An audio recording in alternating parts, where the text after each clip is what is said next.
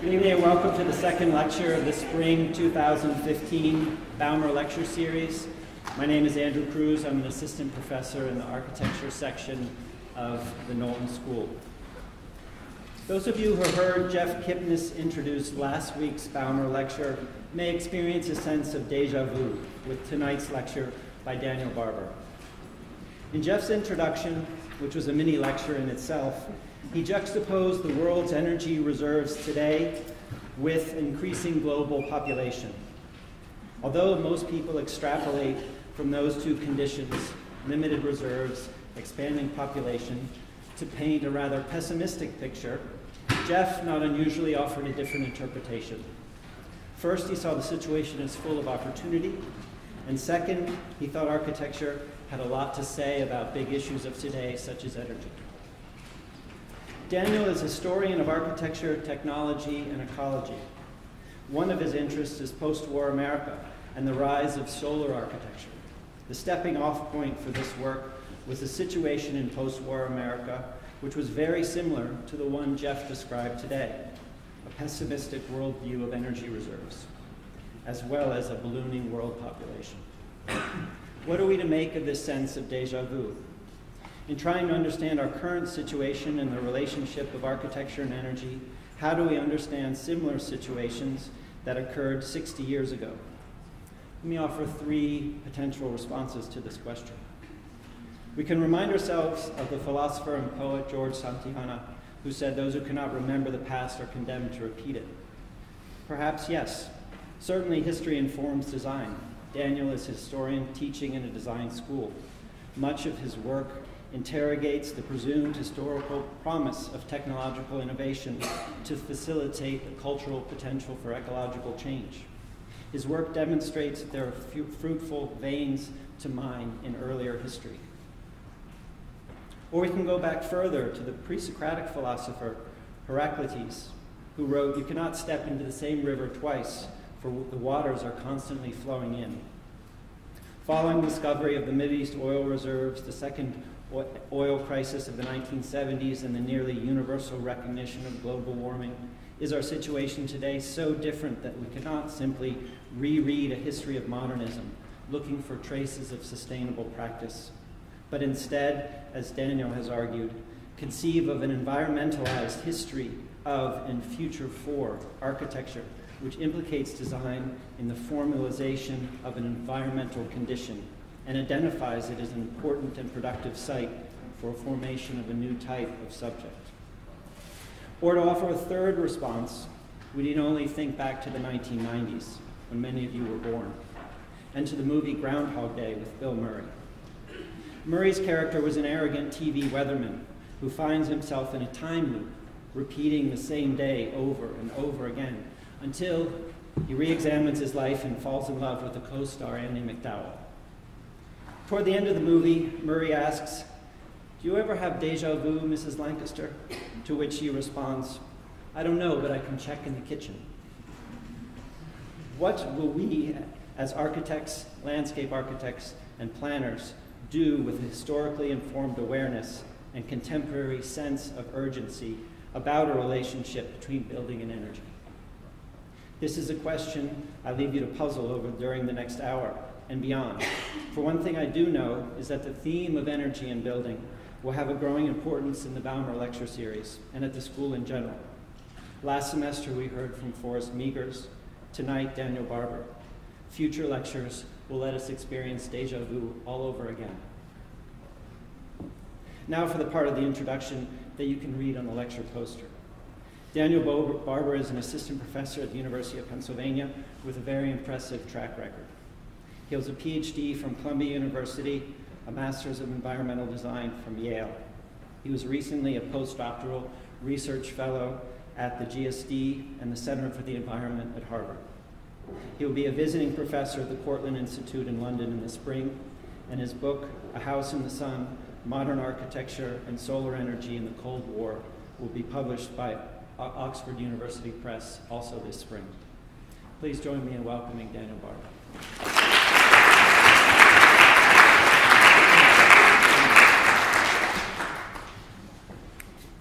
Thank you for that very generous introduction, and we'll have to check in later. I'm going to be surprised if I'm agreeing with Jeff Kipnis, but it could happen, so I'm curious to see. You know, it'd be a good thing. We're good?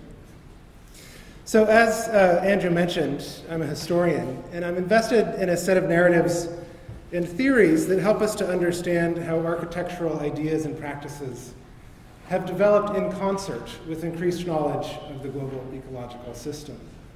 My research that Andrew very nicely summarized is an attempt to balance in some ways some of the fervor and excitement around sustainability, resilience, some of these other words that we experience in studio and technology courses, right? To balance some of this with nuanced analyses of how the culture of environmentalism, at least since World War II, has also been inflected and influenced by architectural ideas.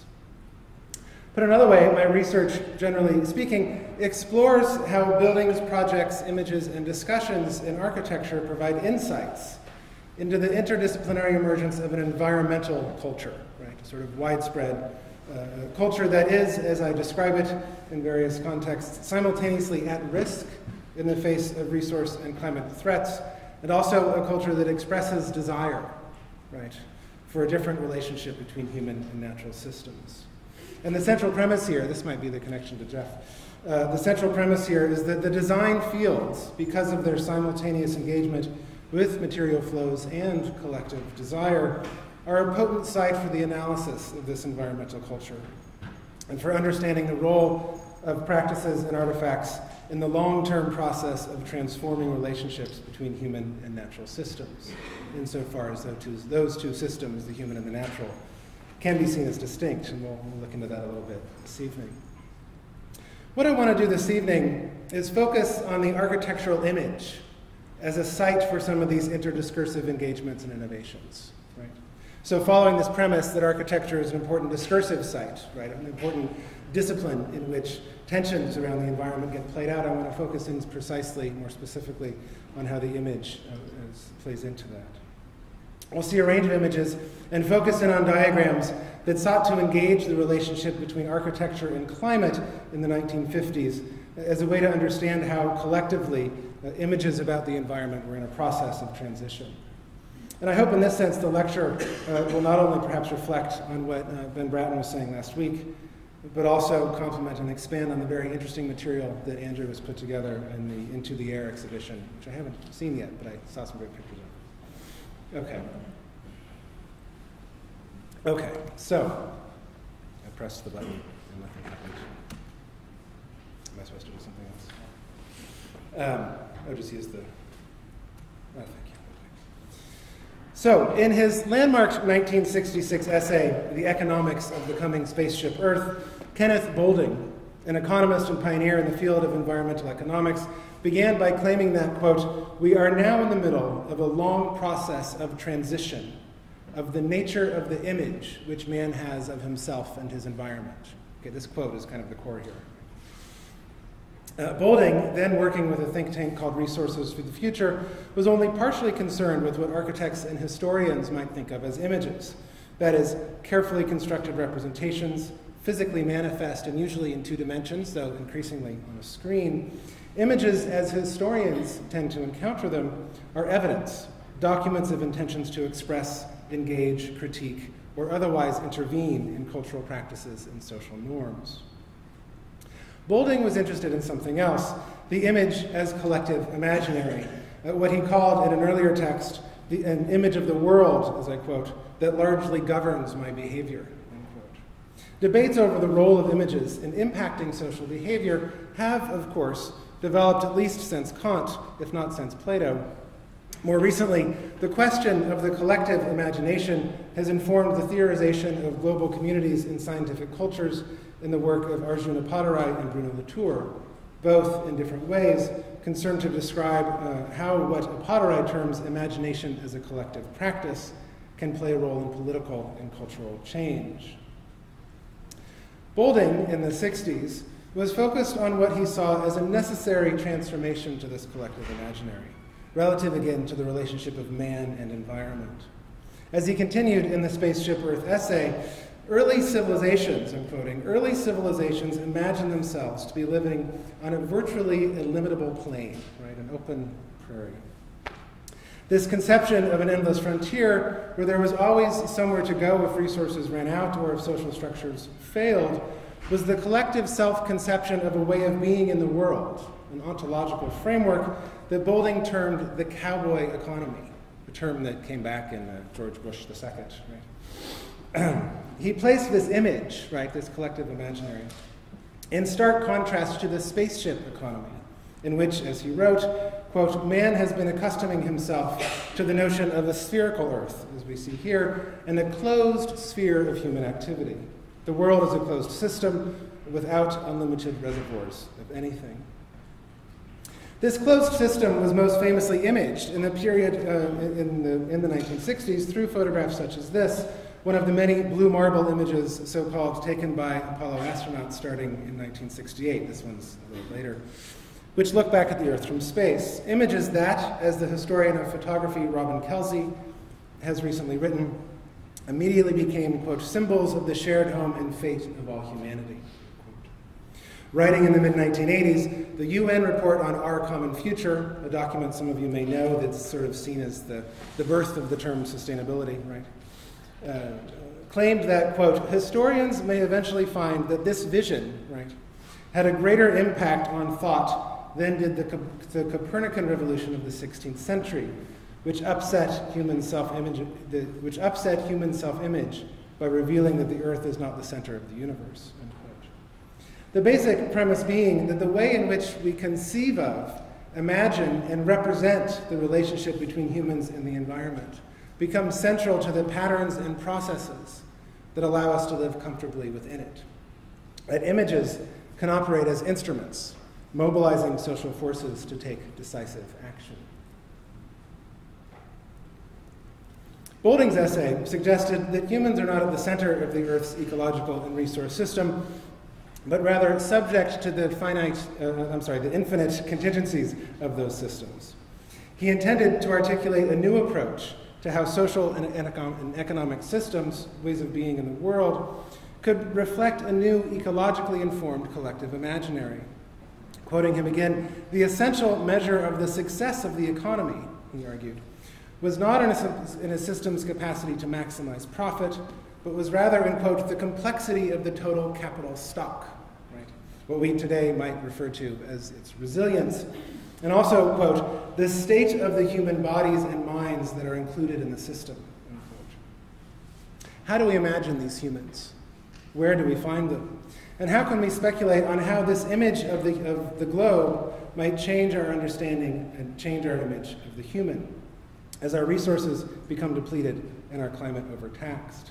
At stake, in other words, in images of the globe such as this, were the new ideas about the human that they could also invoke, right? This sort of reflexive condition by which seeing the whole Earth was also seeing the individual, and new social patterns and individual behaviors that they sought to encourage. Recently, the nature of the image that humans have of themselves and their environment has again changed. Here we have, as many have noted, entered the Anthropocene, a new Earth epoch following the Holocene, one that is defined by the emergence of urban industrial society as a geological and geophysical force, right? And this coining of the Anthropocene was determined according to the carbon buildup that's now evident in geological strata, right? So it's kind of geological fact, therefore we get a new name. So society as a geological and geophysical force, a society that is intervening, albeit often unwittingly, in complex atmospheric and oceanographic systems. Our image of the globe, as we see, has been updated here explicitly for readers of The Economist to one of a human-built world, with global ecological conditions constantly available for architectural intervention. The ontological premise with which we intend to engage these challenges has also transformed. Faced with resource scarcity, population growth, and increased pollution, new images have increasingly become necessary, new reflections of a species' capacity to imagine itself in continuity with an increasingly threatened future. In architecture, as in many fields, our encounter with ecological pressures has focused on the seeming potential of technology to find solutions. In what follows, I want to focus on a distinct, implicit subject of images such as the ones I've already been showing, and as we'll see many more of. To focus rather than on the potential of design deficiencies, on the new ideas about the human, which accompany and expand our understanding of how we might live in a state of permanent environmental crisis.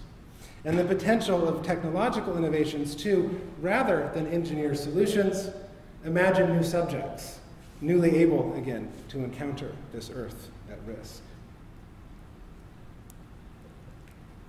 So this somewhat lengthy preamble is in part to get us in the right frame of mind, right? But also comes down to saying that while Boulding's imperative to reconsider the image that, quote, man has of himself and his environment was not directed at architects, it might as well have been. His implicit call for a new image economy, one more indicative of the environmental challenges then being increasingly understood, resonates across a wide range of experimental design practices in the immediate post-war period, including experiments in solar housing and methods of climatic adaptability that I will be talking through in a moment. Indeed, as some of you probably know, the term spaceship Earth saw widespread use in this mid-60s period that Boulding also used it. It was invoked in 1965 by U Thant, the Secretary General of the United Nations, a year later by Adlai Stevenson, by the economist Barbara Ward, and most famously, in our context, by Buckminster Fuller in 1969 in his book Operating Manual for Spaceship Earth.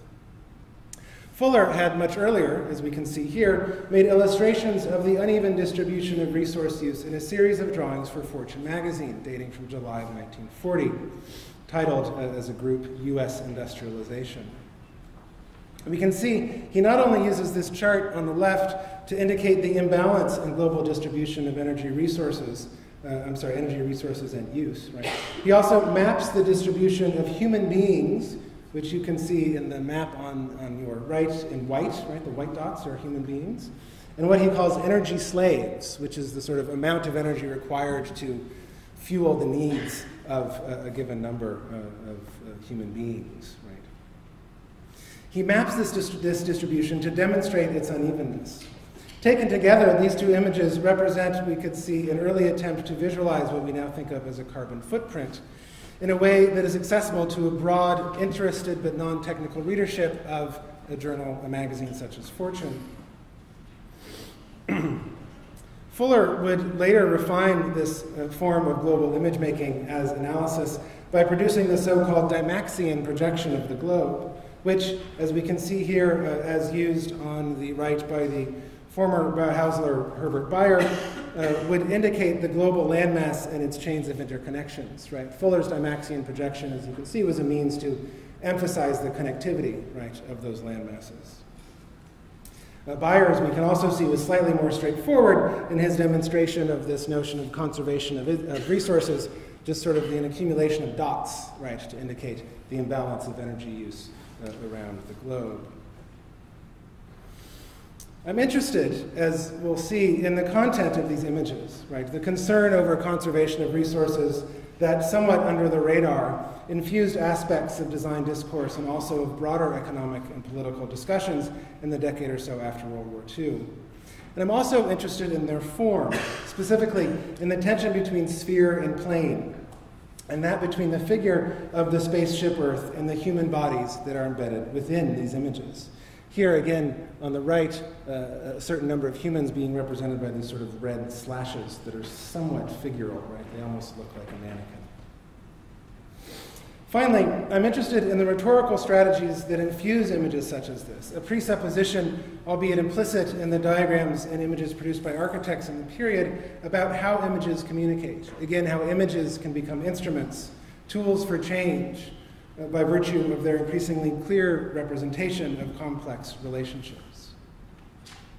In order to pursue these interests this evening, I want to explore some aspects of the American architectural discourse, again in the period immediately following World War II, that were conscious of these increasing pressures, and that were exploring both how architectural innovations could alleviate these pressures, and also exploring types of image making that would help communicate the apparent problems and their possible solutions to their professional peers and the general public.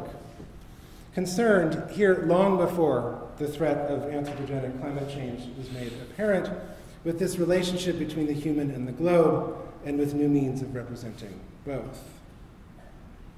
So it's going to be helpful, I think, to briefly offer some general, very general, architectural historical context. And you'll forgive me if I'm rehearsing some very familiar material, as a means to sort of locate us both in how these architectures operate and how the images that disseminated around them attempted to transform behaviors. We'll start I'm going to start then with two general claims, right? The first claim is that in the decade after World War II, the modern American house and its representation was an important site for experiments in ways of living, right? It was an experimental condition. This was perhaps most clearly evident in the case study house program, a series of designs and built projects I assume most of you know of, supported by the General Arts in Architecture from 1945 to 1966, which was conceived precisely in order to demonstrate how modern techniques and materials could engender new lifestyles. Right, that was the project. Now iconic houses such as the Eames House, shown here, case study house number 8, built in the Pacific Palisades in 1949, and still there, right, available for touring. Used steel frames to dramatically open up the interior to light and air, and also to allow for the interpenetration of interior and exterior conditions. Pierre Koenig's iconic Stahl House, case study house number 22, built in the Hollywood Hills in 1959, deployed these and other familiar tropes of modern design, the open plan, the flat roof, and again, new materials and building techniques. The British architect Speedy Smithson would later quip that these houses encouraged, quote, a wholly new kind of conversation, end quote, about how architectural innovations and their integration into new, in these cases mostly suburban patterns of territorial development, could bring the so-called good life to the American public. A life, significantly, that was imaged, as we see here, through carefully staged and manipulated photographs produced from multiple negatives, in this case by the photographer Julius Schulman. At the same time, these houses were only a few of the countless iterations of the premise that technology, both new methods and new materials, would transform ways of life in the American suburb. Here is a celebrated photograph from Life magazine right after the war ended, showing an array of new devices and appliances seen to be improving the conditions of American life laid out across a suburban lawn, right? The helicopter hovering above, almost off screen, perhaps the most potent indication of the good life that wartime technology was seen to be able to bring to the domestic sphere. Not to mention the slide and the oven and the dishwasher and all these other things. As I've already begun to suggest, other kinds of life, right, other than the good life, were increasingly seen to be on the horizon.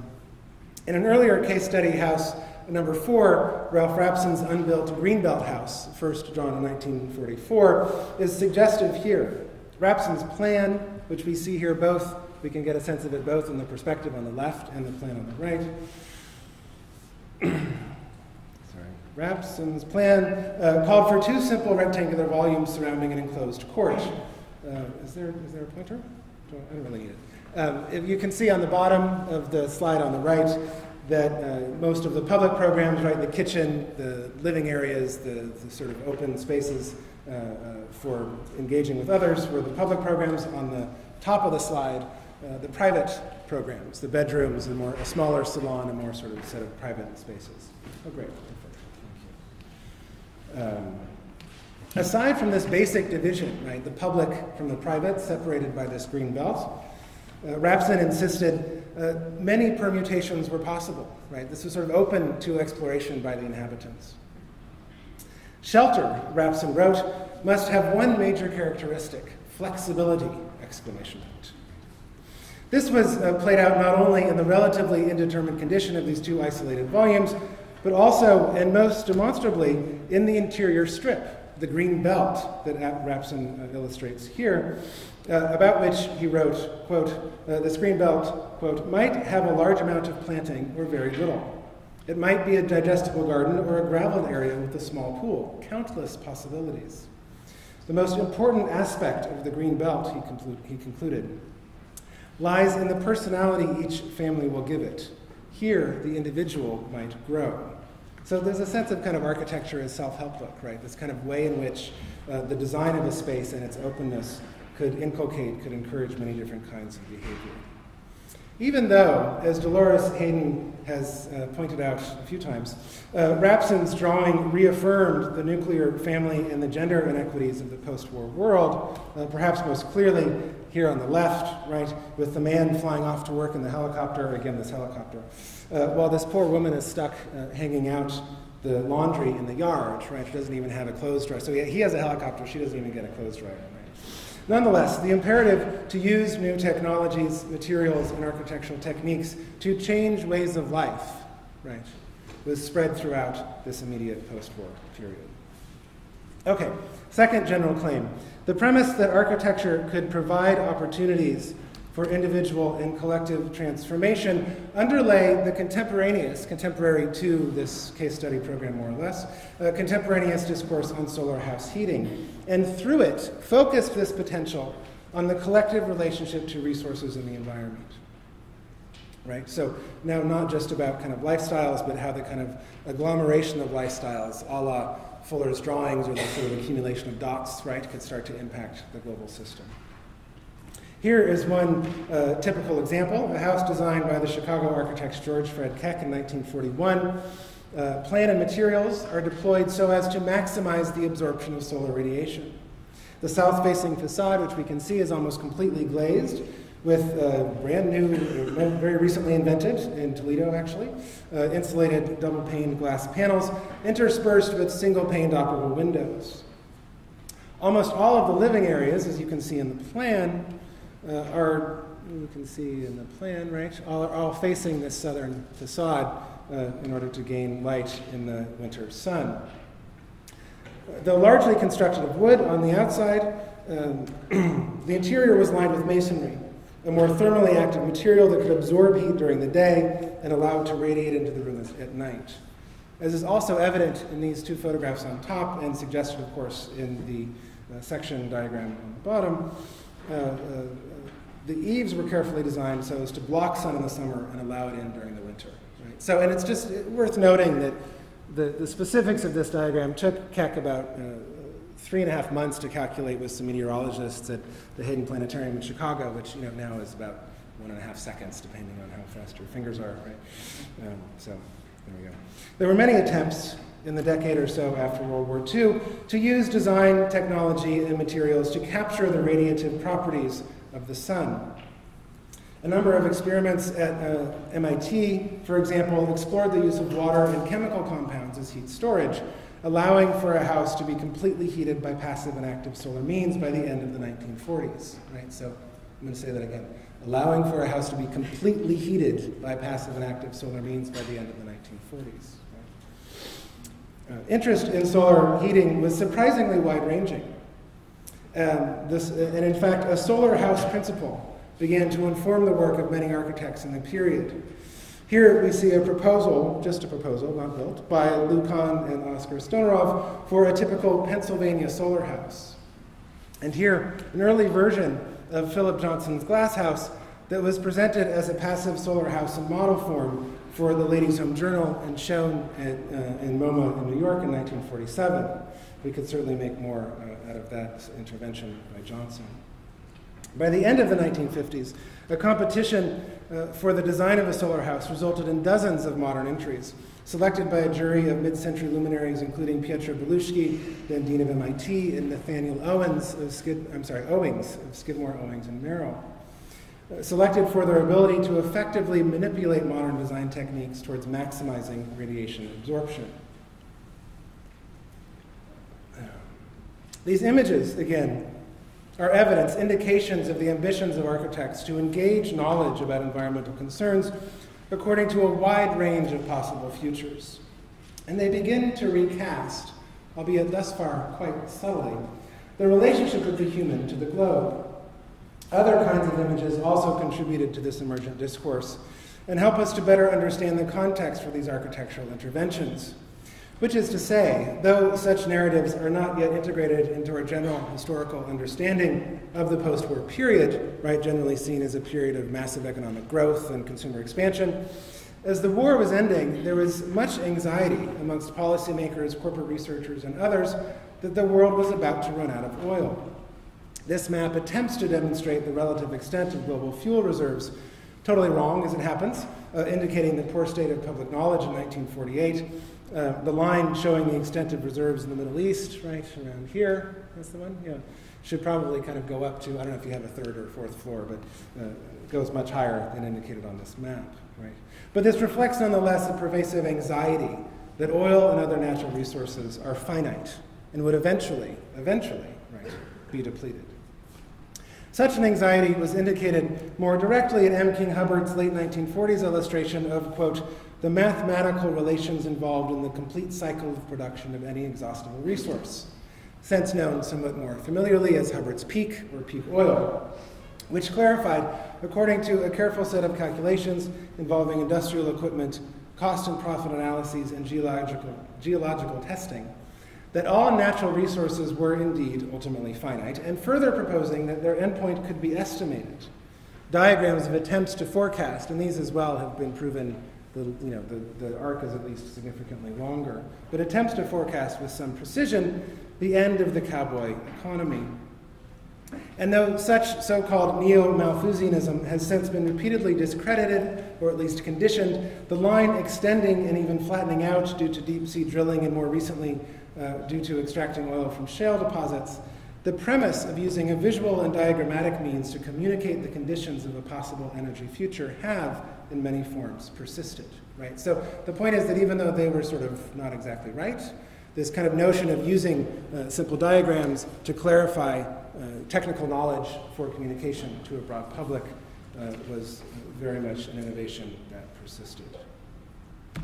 In another prominent example of this anxiety and of this innovation, and another indication of the expanded discussion of alternatives in the post-war period, an article in Fortune magazine attempted to map out the logic through which power from the sun could be engaged, as a matter of course, in industrial and other systems of energy manipulation. We start to see the world system, right, beginning to be mapped, albeit quite abstractly in this case.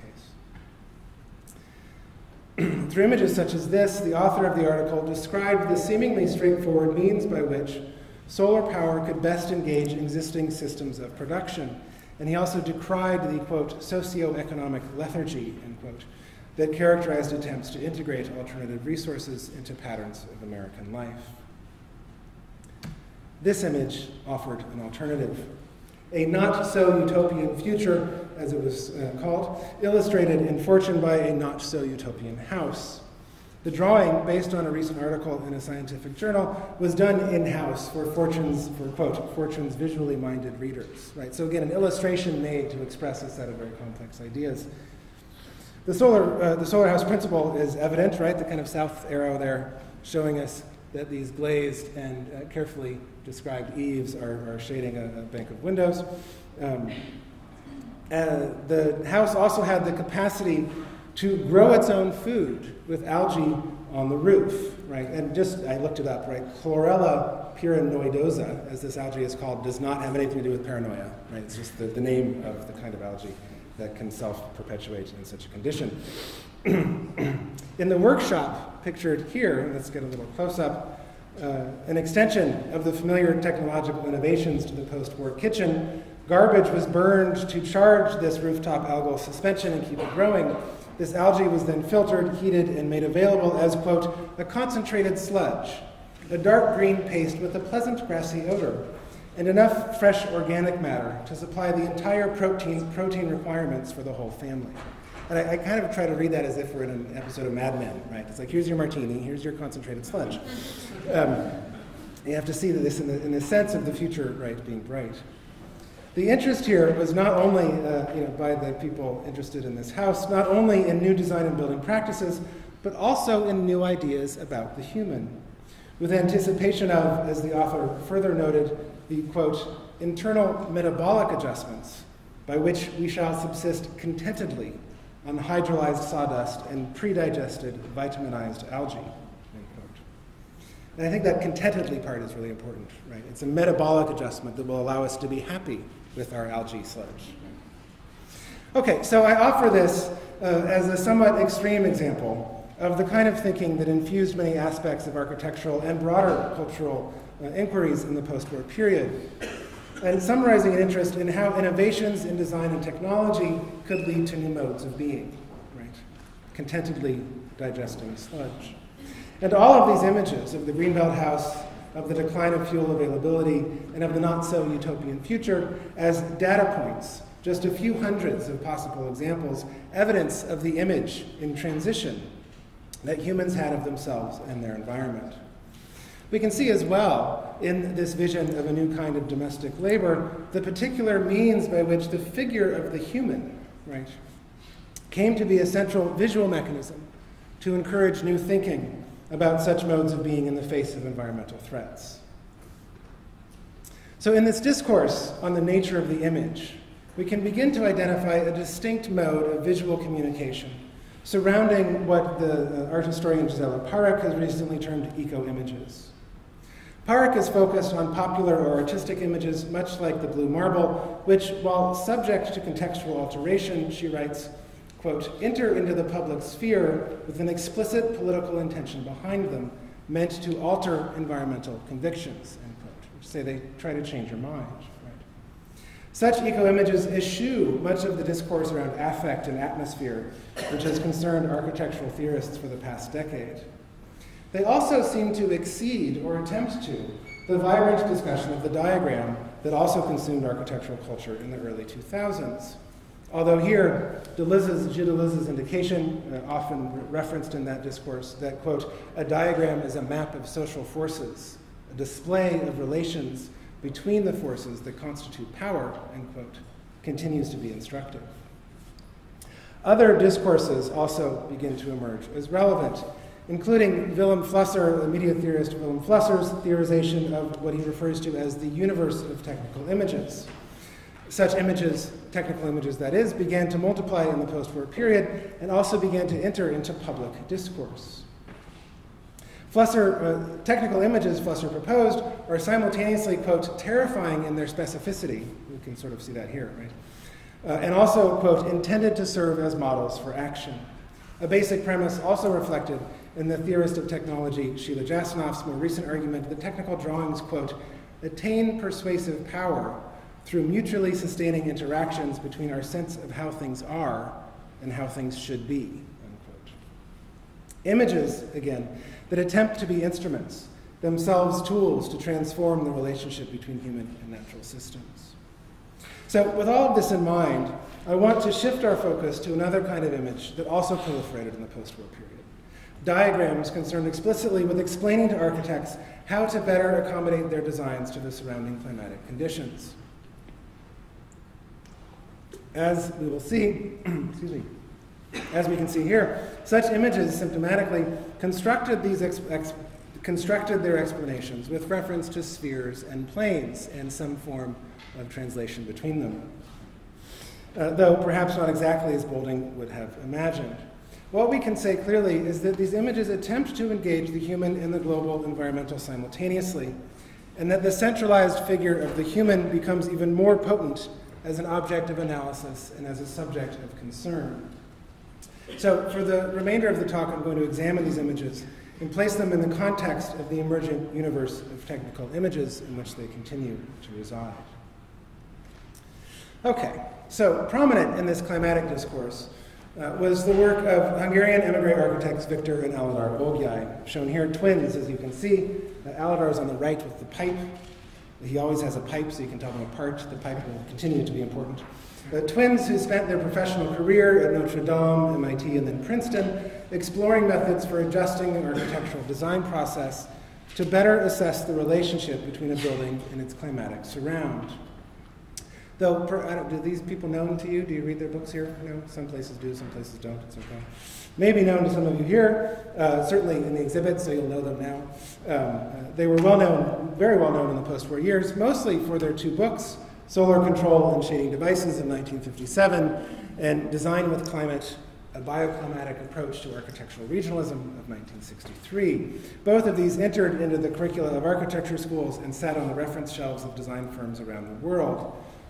Again, histories of the environmental technologies of the past, this time, as we'll see, with kind of increasing relevance to the design methods of the present. A little teaser of that is that Design with Climate is about to be republished by Princeton University Press.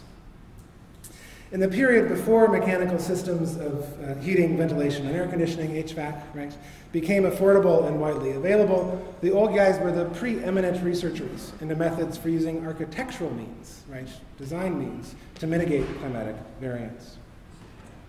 This climate discourse was less about the immediate perceived threat of resource scarcity, right? It wasn't about climate change, let's be clear about that. But was instead about the capacity for modern architectural techniques to provide novel engagements between interior and exterior climatic conditions and thereby improve ways of living, right? Though here again, the sort of spectrum of possibility from the good life to the not-so-utopian future pertains.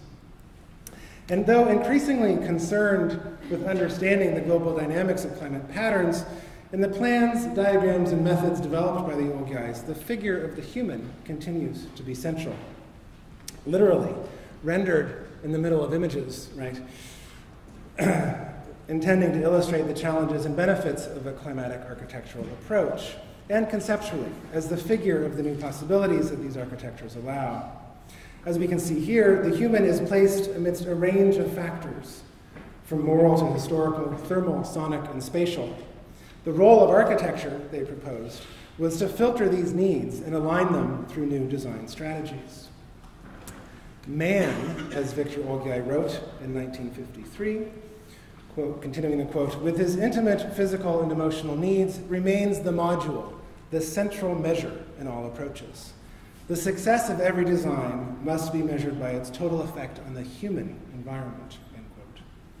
Versions of these diagrams accompany the Olgyays' drawings and methodological proposals, serving both to illustrate the method itself, which I'll play out briefly in a moment, and also to clarify that their project is to produce a universal comfort zone, right?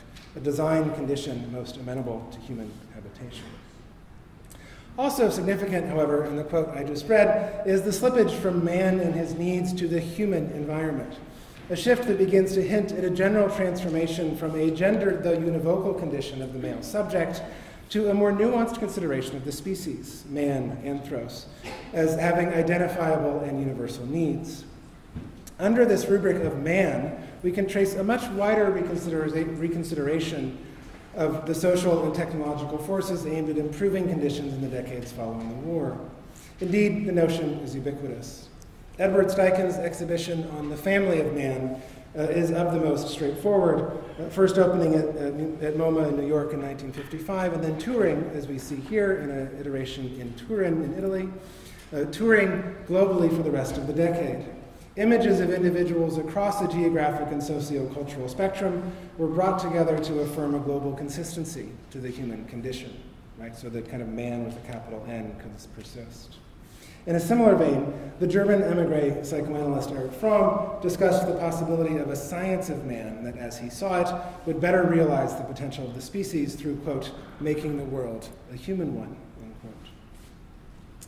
In post-war architectural discussions, the interest in this universal condition not only led to Le Corbusier's development of the modular that we see here, but also framed debates between Colin Rowe and Rudolf Wittkower, Rainer Banham, and Summerson, and Van Eyck, and the Smithsons, and many, many others.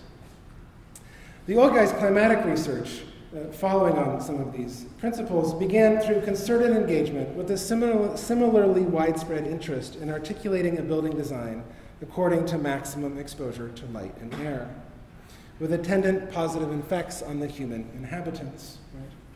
Some aspects of this we've already begun to see.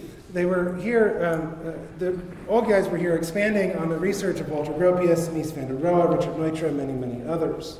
This well-known diagram, drawn by Gropius in 1928 and circulated at the second CM meeting in Brussels in 1930, is a prominent example. It sought to identify the ideal building height, orientation, and site arrangement for improving the health of the inhabitants, right? A mid-rise, as Gropius would design with Maxwell Fry and many other iterations, was seen as the ideal condition. Gropius's diagram, furthermore, really just, again, one of many possible examples, also demonstrates the basic premise of integrating sociological and technological knowledge into an explanatory drawing, right? An attempt to elucidate methodological principles and encourage specific kinds of social behaviors and professional methods. The Olgyays also drew directly and extensively on the climatic research of Le Corbusier. Attention to diurnal and seasonal solar patterns was a factor for Le Corbusier early on, as we can see suggested in this sketch from 1928.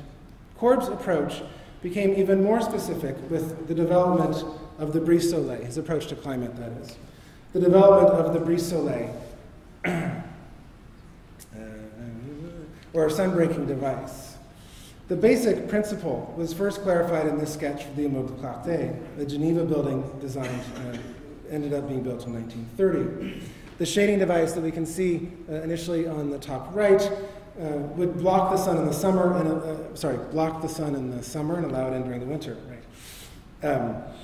Vertical shades and horizontal extensions, seen in these bottom two sketches, would adorn the different facades, conditioning the interior according to its orientation and solar exposure.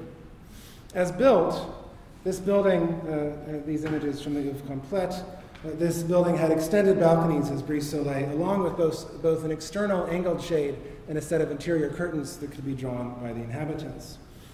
Just to note that the side and rear facing walls were full of these glass bricks, right, to allow for diffuse penetration of daylight. So a very complex arrangement of daylight and shading that allowed for a number of different effects on the interior. In addition to this sort of general interest in how different forms of shading and lighting could transform the experience of the interior, the brise soleil soon became much more broadly considered a crucial aspect of modern design methods, globalizing, in effect, the international style. This device allowed for the use of architectural means rather than expensive mechanical systems to allow for building in a wide range of climatic conditions, right? So it's to say that whether in Russia or in Brazil or in Africa or in India or in Indonesia, et cetera, a number of architects began to adopt these shading systems, brise soleil and other forms of shading mechanisms, in order to manage the internal climate in a dizzying range of different sort of climatic regions. Shading systems, and I'm just going to flip through some examples of these. Shading systems were especially important in regions where managing climate was a significant factor in adjusting regional economies and ways of life to global and industrial economic systems. So another iteration of architecture's engagement with new ideas about the human and the resonance of this engagement, right, across political and economic spectra. Images and diagrams of 77 of these climate-sensitive buildings were collected in the section on architectural examples in the Olgyay Solar Control and Shading Devices, again from 1957. Each spread we can begin to see better here. Each spread, as we see, contained a photograph of a building, right? Usually focused on the exterior to suggest the formal variety that shading devices allow, and also a series of technical components, both sections, sometimes plans, and this sort of thing that we'll return to in a moment. A suggestion of the methodological means by which to correlate a building to its climate. The formal and technological project of climatic modernism began to be translated in the Olgyay's provisional atlas of climate buildings into a method for systematically rethinking the relationship between humans and the environment. Their method was complex. It emerged from a number of early attempts, as here with the Building Research Advisory Board of the National Science Foundation, which focused on developing a means for representing the relationship between architecture and climatic data. Right? So what is the visual means by which we can communicate to architects how to adjust a building to a specific climatic region? This early research also resulted in Victor Olgyay's Temperate House article and other forms of research production, initially published in 1951, which was an attempt to make the connection between increasingly specific knowledge about regional climates, we see suggested here, right, and how that would relate to the building form. A shading system was developed, the building shape and orientation configured according to an analysis of solar angles, of regional conditions, and even in a somewhat primitive fashion for our eyes today, an analysis of the seasonal shading provision of trees. This detailed methodological premise, nascent here, would come to be fully articulated come to a mature state in 1957. And here we see the sort of full method as they illustrated early on. The basic premise of this method, represented diagrammatically here, was to collect climate data, evaluate it, integrate it through new representational methods, and then use these diagrams as parameters for formal and material choices in the design process. There were a number of phases, and I'm just going to run through it very quickly to give you a sense. The first was a simple process of engaging climate scientists to gather data. The second, climate data, right? The second involved evaluation and led to the development of new kinds of representational tools, of which there were two main types. The first was this bioclimatic chart, probably seen by some of you, yes? Something maybe? Okay, maybe not. The first was the bioclimatic chart, which mapped temperature averages and extremes, as well as factors of humidity and wind velocity. So the y-axis here is temperature, right? The x-axis, the y-axis is temperature, x-axis is humidity. This upper dotted line, right, sort of angled as it curves according to temperature and humidity, is the point beyond which, this upper dotted line, the point beyond which sunstroke is impending, right? So you don't want to cross that. The lower dotted line is simply freezing, right? And then this space in the middle is the comfort zone, right? And you see this shading line as what the sort of architect is aiming at in order to manifest that zone. These dots represent hourly data points different for each region. The data here, we're looking at New York, New Jersey, right? The data points would then be translated into drawn shapes and arranged on the graph to show their relative coextension with the comfort zone in a non-manipulated state, right? Which is before the design intervention occurred. An accompanying drawing interprets this chart as a timetable of climatic needs, with the dark areas in the center showing the overheated period that require a focused shading approach.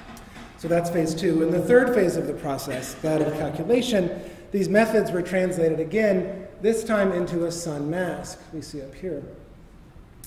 This is, of course, Marcel Breuer's dormitory at Vassar College, completed in 1951. And the sun mask here was derived from the relationship in plan and section to seasonal solar incidence. The darkened sector of the mask here correlates to a very specific type of solar shading. In this case, the simple introduction of horizontal fins to the south-facing facade helps to normalize temperatures in the summer.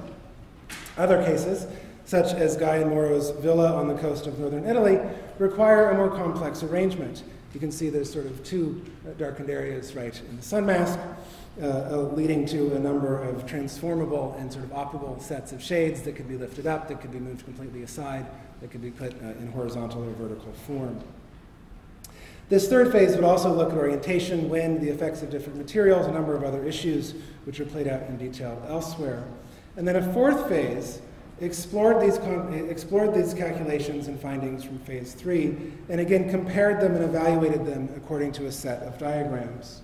For example, one of many of these possible types of diagramming that would follow, the timetable of climatic needs that I just showed you could also be mapped onto orientation studies to determine what they called the best building shape, right, relative to its condition, to the conditions of the sun. In this and other instances, data-driven analysis led to formal interpretations, sometimes intending to suggest balanced or harmonious patterns, sometimes intended to reflect specific shapes appropriate to the design process. And then finally, in the fifth and sixth phases, we begin to lead the architect closer to familiar territory in which they bring all of these factors to bear on the design needs of a given project.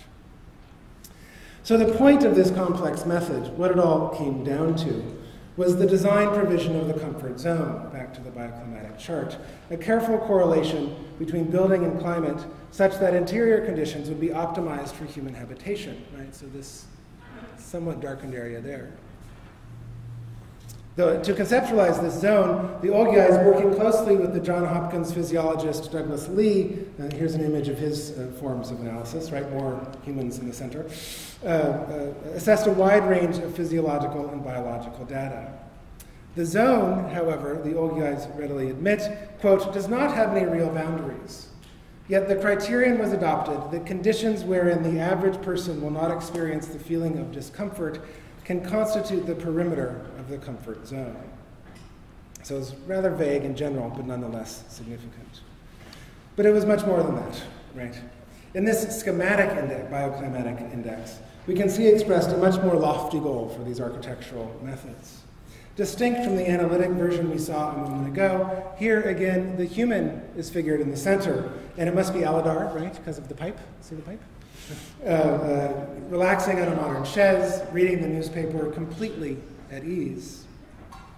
Without irritation, without having to experience any of the also possible climatic conditions that surround and threaten him, right? He's not up here, he's not down here, he's very comfortably placed in the middle.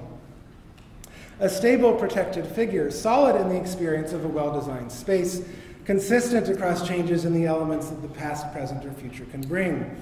Especially significant is that here, in 1957, the nature of the image of man's relationship to his environment is one of stasis. A stasis that was, importantly, rendered as such through the intervention of carefully considered architectural methods. What to make of this image of stasis? First of all, it's in these expressive interpretations of technical knowledge, such as this one, that we can trace how such diagrams intended to identify new conditions for the human. On the one hand, a static climatic interior had long been the dream of modern architectural interventions. Le Corbusier, again, as early as 1930, famously foretold of a time when, quote, every building around the globe will be 18 degrees, approximately 66 degrees Fahrenheit. On the other hand, evident in the Olgyay's complex method is the extreme amount of work involved in producing this stable climatic state before HVAC systems became affordable. Not to say it got a lot easier, but it was a different kind of work. Right? The image of the human able to control, resist, and defend against environmental threats was also an attempt towards a static relationship between human and environmental systems, a sort of engineered appeal for the persistence of a certain kind of life, a stable and unthreatened existence that was already beginning to fade. Contrary to the not-so-utopian house, right, this is something of a utopian premise, an argument in diagrammatic form for using modern architecture to contain the human and isolate the species from the unpredictability of the natural world. For many practitioners and clients in the period, in any event, these drawings and methods were quite convincing.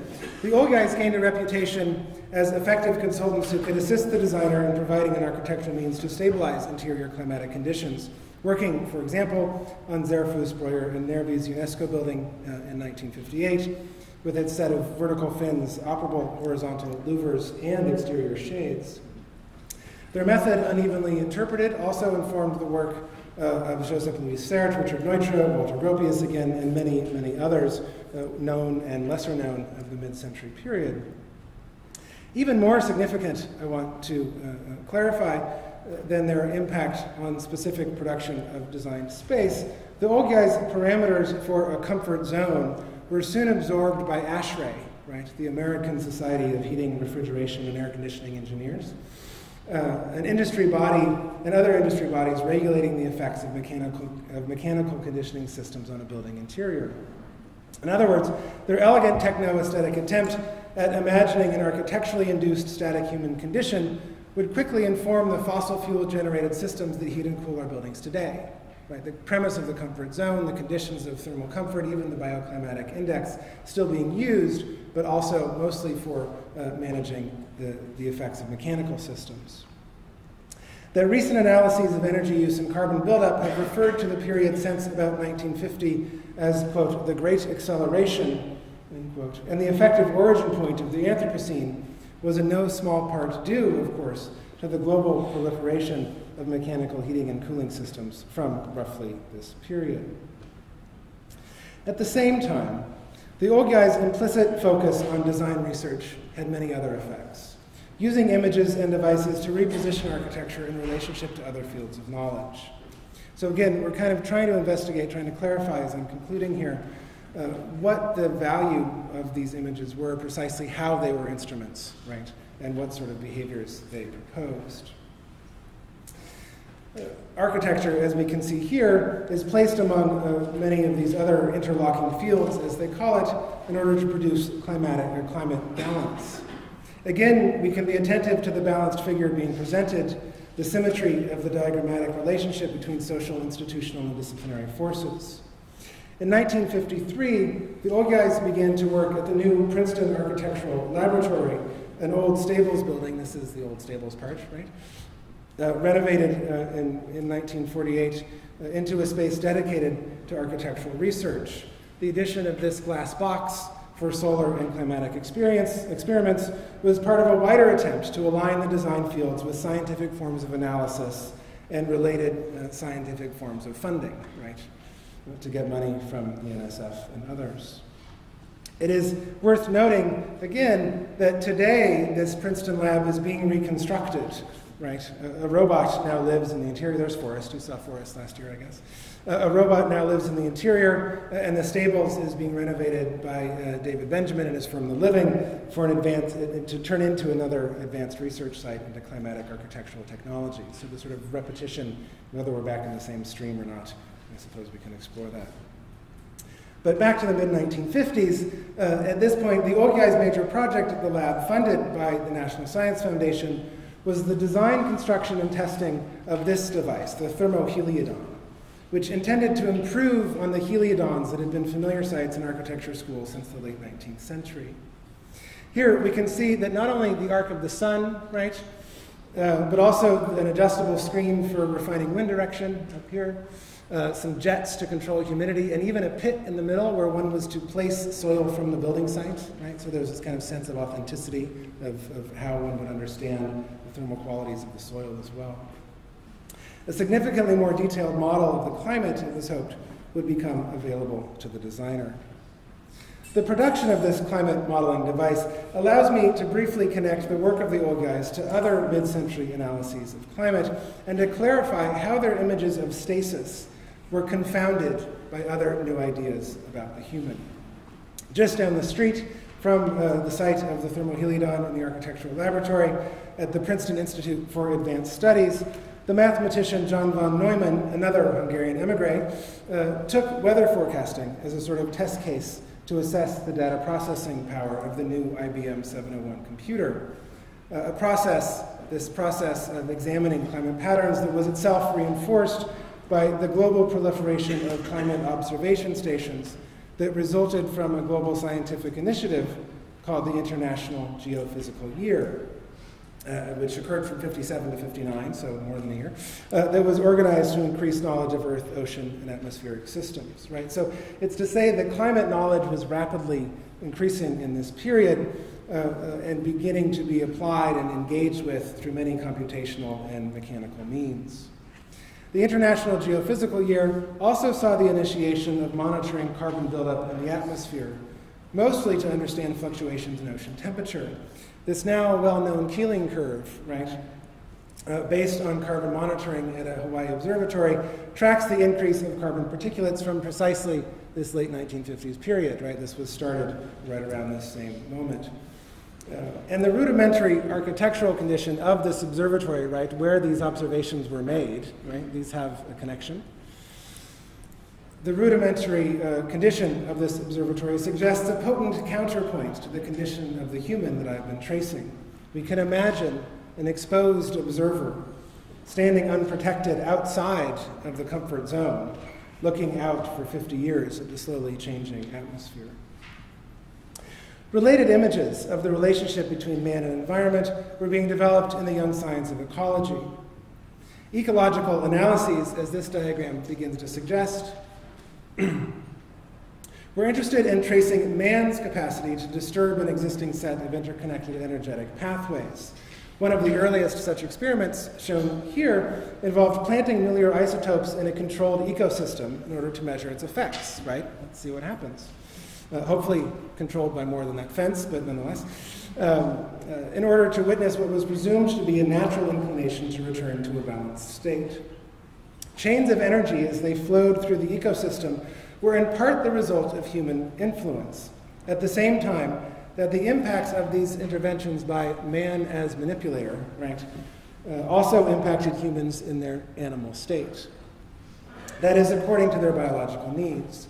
So here, schematically, somewhat as a mediating device, reconceiving the figure of the human into a dual positioning of man, decentered, a new image of the species as both manipulated and manipulated. By the early 1960s, just a few years later, new research using increasingly powerful computers began to suggest an alternative to the premise that all ecosystems inherently work towards a state of balance and to wildly complicate some of these forms of interconnection. Instead of a progression to peak condition, such models conceived of the world in a state of constant flux, as in the world system imagined here by the Group for the Study of the Predicament of Mankind. We're all kind of parts of that group now, it turns out. Right? A system of variable inputs and outputs, subject to bottlenecks and stoppages, of complex and ultimately unpredictable consequences. The so-called limits to growth model would come to maturity simultaneous to and in dialogue with Boulding's conception of the closed sphere of spaceship Earth. It clarifies a simultaneous displacement of the figure of the human into an all-over condition, as descriptive premediation of the Anthropocene, where human activities are simultaneously determining climatic conditions and subject, vulnerable to the complex chains of cause and effect that we often unwittingly ignite. It's also worth noting that around this same time, a discussion of the disappearance of man as a category for historical analysis developed in philosophical discussions. In 1963, the structural Marxist Louis Althusser became entangled in a debate with Erich Fromm over the prospects for Fromm's science of man.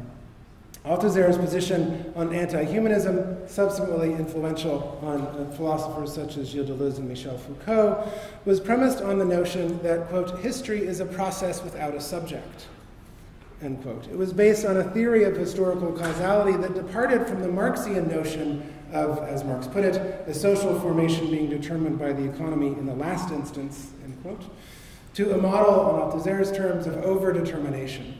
All instances working in concert, right, to produce the conditions of a given social formation, determined by it at the same time that they are determining it. Though Althusser's influence would quickly wane, this general premise that effects are also causes and causes effects would lead to many significant analyses of the contingent nature of social patterns.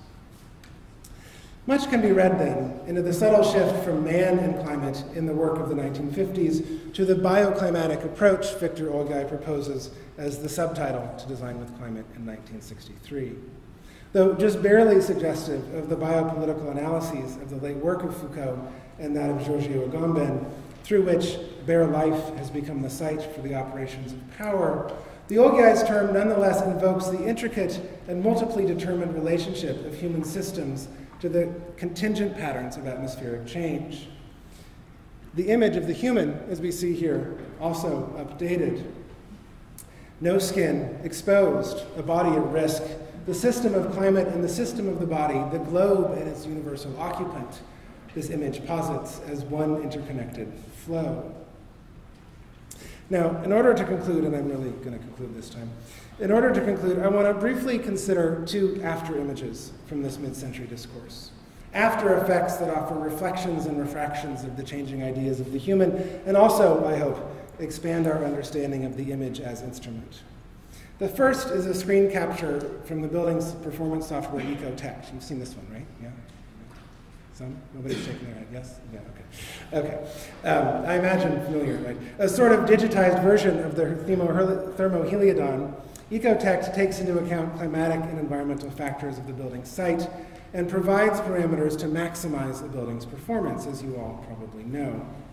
The software was developed in 1994 by a New Zealand architect by the name of Andrew Marsh, directly based on the Olgyay's method from 1957, which is to say he digitized, right, their complex diagrams into a form of analyses. This is to say, in part, that the Olgyay's method, incubated in architectural science departments for decades, has now been, one could argue, realized as an effective design tool, in which images are manipulated according to data inputs, material efficiencies, and spatial optimizations. The figure of the human, though, you may note, has completely disappeared. Indeed, ecotech and related platforms rely on technology exclusively to solve environmental problems so that ideas about the human can remain static. The second afterimage was produced in the early 1970s by the Center for Alternative Technology, one of the many radical back-to-the-land collectives of the period, one of the few that still exists, actually. It's still there in Wales. The group began by occupying a quarry in Wales in 1973 and began experiments to, as one of the leaders put it, quote, show the nature of the problem and show the ways going forward, end quote. This image, of course, attempts both, refiguring connections between humans and their material and their natural and social political condition. The image also implicitly repositions architecture. Similar to the agency of the human in the limits to growth diagram, architectural agency is here both nowhere and everywhere, right? Not mentioned in the diagram, but seen by the center as the means to attain the goals that the image represents. Amidst the dizzying array of inputs into the life cycle, from pigs to flowers, sunlight to compost, with arrows pointing all over the place, right? It becomes clear that history is a process with many subjects, human and non-human, though here people, of course, remain resolutely at the center. In light of these images, the status of the Olgyay's diagrams and the new ideas about the human they sought to convey can be read as both prescient and frustrated. They were unable to engage as effectively as they wanted with research on natural systems, and unprepared to encounter a cycle of historical change in which humans were simultaneously centered and displaced. At the same time, for all their shortcomings, the Olgyay's images help us to trace the vicissitudes of the nature of the image since the post-war period, and to place the imperatives of the Anthropocene in something of a longer, at least, Duray perspective. An important episode in this transition in the nature of the image, and suggestive of how such representations can continue to both operate as instruments and also provide pathways towards new models of existence in the face of an increasingly threatened future. These diagrams also, in the end, make clear that the images architects make are important, right? And as we all know, most of what architects do is make images, right? More important than the refined, energy-efficient forms and innovative techniques of a building designs I want to posit are the ways in which architectural images figure the human and speculate as to the future conditions for the relationship between humans and their environment. Thank you.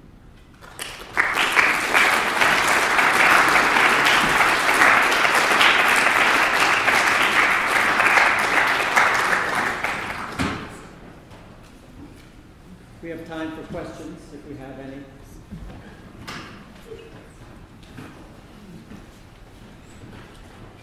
Actually, a question. So, does any of your research sort of take into consideration our potential necessity to adapt to the environment rather than adapt our architecture to our bodies? So, our climatic comfort zone maybe adapting to the changing world or something like that? No, I think that part of the sort of tension here, right, is to what extent can all of these balls be in the air, right? That part of the model in the 50s and 60s was that architecture would mediate the climate so as to sort of neutralize the conditions. Some of the other examples I showed, all of which were, not exactly ironic, but understood at the time as extreme, right? The not-so-utopian house, claiming that it's the humans that had to change, right? And I think that there's room for everything, right? I mean, it's very sort of all hands on deck in terms of how we think about the sorts of changes that are necessary. But I think that the main point that I hope teases through this, and that I think resonates with your question as well, is that the ways in which we sort of conceive of the possibilities for social change, right, can overwhelm or at least participate along with the ways in which we conceive of architectural possibilities for technological transformation. Right? Every sort of environmental innovation, if we can call them that, are also contradictions, right? I mean, photovoltaic panels are great until you look at where they come from and the sort of minerals that are used to make them, et cetera. That's, it's just one sort of simple example of the contradictions embedded in this environmental dilemma that we face. Right? It's not to say we shouldn't use photovoltaics, right? But to say that it's more complicated than photovoltaics will save us from sort of climate catastrophe. Part of the premise that I am sort of teasing out of some of these mid-century discussions and trying to see resonate present is the importance of thinking about how social conditions, whether they be the sort of actual physiology of the humans trying to digest algae or more generally the way that we sort of form together, communicate, and collectivize, also have the capacity for transformation. And that both of those can be seen as tools and technologies, right, for change. So yes. I have one more question. Yeah, please. So how can we, as a society of architects or architecture students, sort of turn our attention to the past and trying to learn about more primitive dwellings and how they've been successful over centuries, and sort of implement that into our future designs in terms of sustainability and sourcing material, longevity and sourcing materials that are readily available? Yeah, well, I think it's a really exciting moment right now, right? When a lot of the sort of bias towards a certain material condition or spatial condition has to some extent begun to collapse, so that there's a much wider extent. It's no longer postmodern, it's no longer neo-modern, it's just kind of all this so much out there that we can follow, right? Rammed earth and thatch roofs and whatever the case may be, right, according to different conditions. On the one hand, right? On the other hand, I think part of the Olgyay's project, and explicitly so, and it's an interesting example of this, and others have done versions of this, was to find ways to modernize these vernacular techniques, right? Very explicitly in the work of Lucio Costa in Brazil, right? Kind of taking traditional Brazilian shading systems, understanding how they operate. He wasn't like doing parametric models of thatching, right? But he would have been if he had the tools, right? And others, of course, are today, right? So to think about how do the technologies that we have now allow us to engage with these so-called traditional or vernacular forms and materials and ideas and amplify them, right? Or ramp up their productive capacity. Which is to say that it's no longer, the kind of threat of the vernacular, if you will, I think what the Olgyay's in many ways collapse into, and I see this especially in the need for the soil from the site in that thermoheliodon, right? This kind of attention to this kind of almost nostalgia for a kind of sense of place that won't be disturbed. But I think the threat of the vernacular, right, is that it becomes a sort of one possible solution for one kind of tiny condition. It's so embedded in a certain tradition, it's so embedded in a certain region. The power of the Olgyay's work, as I see it, as it's been sort of played off on and since then in various forms, is again to sort of take those impulses and make them applicable on a much wider scale. Right? The vision that they had was to use this system so that anybody could design, as well as a hut in New Zealand, right, around the world, right, so that these buildings could perform on those terms. It didn't quite play out that way, right? But we are now faced with a much larger set of technical tools and methods and diagrams and sort of means of imagining these things. So I would see the vernacular as a sort of source of inspiration. And certainly, the other part of your question, maybe, was read a lot of history is the answer too, right? Which is to say, I think that, anything from Rudowski's Architecture Without Architects to Hassan Fatih to, speaking specifically of a sort of moment in this same sort of moment of this real interest in vernacular material, not to mention, the sort of emergence of a sustainable moment in the 60s and 70s and some Bandering documents and the others we gave it's very much about sort of traditional building practices. Read these books and understand them, but they're not Bibles, right? They're kind of sources of inspiration, not kind of methods to follow. We have other methods now that are much more sophisticated. I have a quick question kind of leading off of that. Do you think that our ability to study the kind of ecological phenomena that are happening now it's actually being hindered by the technology that we have today? Because it seems like these systems are mostly based on historic models, and if the technological models that we have today are based on historic models, and how does that speak about our ability to kind of study it? That's a very interesting question. There's a great book by historian of science, Paul Edwards, called The Vast Machine, that's a history of climate modeling. And he makes in part this, or brings up this conundrum that, climate models are speculating into the future while necessarily relying on the past. And of course, there's a whole world of incredibly well-funded people that are, they figured it out, basically. It's not random. There's a very precise method through which to do this and to understand the kind of variability and the equations that allow us to determine precisely what the possibility of certain systems being repeating, and which is to say the model of the climate. That little half globe I showed with 2 arrows going around it. And, so far exceeded these things, right? So I wouldn't say that there's necessarily, I think that the issue is more that any model itself is constructed, right? Is this just sort of back out a little further from your question, and that we need to be really attentive to the suppositions and the sort of goals of these models also imply. Right? I can't really say anything very specific about sort of climate models more generally on those terms, but I think as we look at, for example, Ecotech, right, it does a great job of managing certain aspects of climate performance, but again pays no attention to, well, doesn't emphasize the ways in which people can inhabit those spaces differently. Right?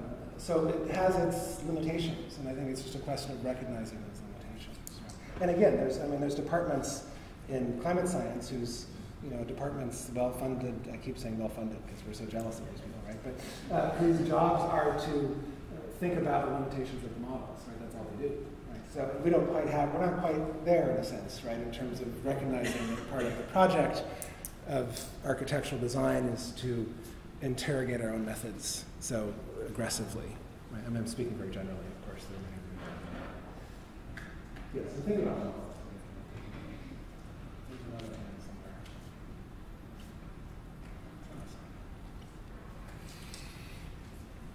All right, thank you very much. Yeah, my pleasure. Thank you.